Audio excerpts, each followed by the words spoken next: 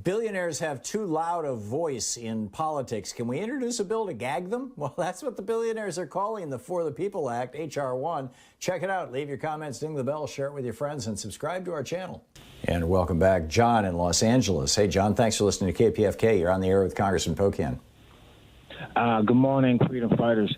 My question is, you have pretty much traitors in the Senate that, support Confederate statues, allow the American flag to be burned, and, they're allowed to vote when they're complicit in the Capitol Hill assault. And, you got to start showing their egregious lies, like Lindsey Graham my dad was fighting Nazis in a B-17. He got a bomb that blew up next to his bubble. He got the same medal that Lindsey Graham got for doing a Bob Hope photo op.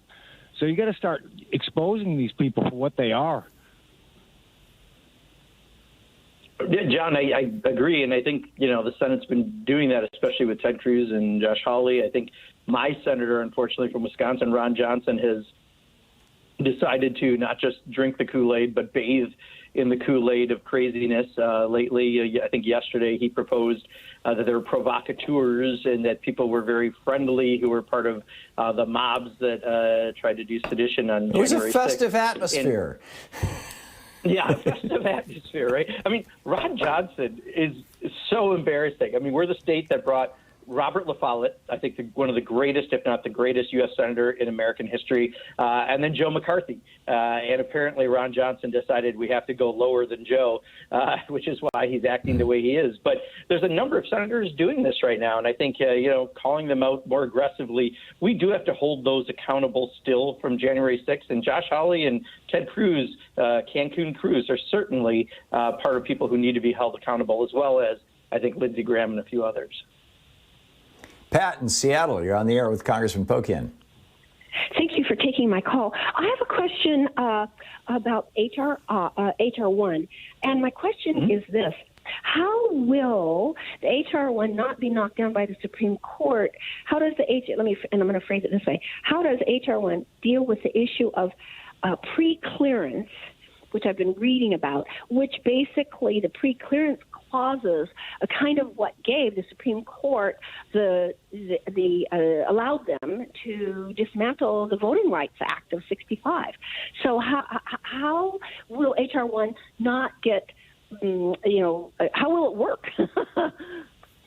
Yeah, well, I mean, we've been told by the folks that we worked in crafting this. I mean, clearly we wouldn't have crafted a bill like this if we thought there was going to be an obstacle there. So we don't believe there is an obstacle. And I think, right now, and Thom has been very gracious in sharing me many of the emails from some of the groups out there that are trying to act as if this is some kind of a gag bill and everything else. And they're going to put all sorts of misinformation out, because this is a strong bill to stop the undue influence that special interests have in Washington, D.C. It also helps us on elections and ethics and other things.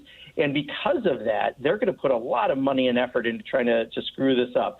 And I think, again, the way it's drafted, we're going to be fine moving forward. But I think you're going to see a lot of issues put up against it. And I noticed what they're starting to do is they put issues they think they can appeal to folks on the left. So I think one thing, Pat, to look for is where some of those sources might be. We're seeing this right now with the Equality Act and talking about people pretending to be women to compete in women's sports to win. I mean, crazy arguments, but I've got some folks on the left kind of listening to them because the way they package them. I think we got to watch what they put forward on issues like HR1 as well.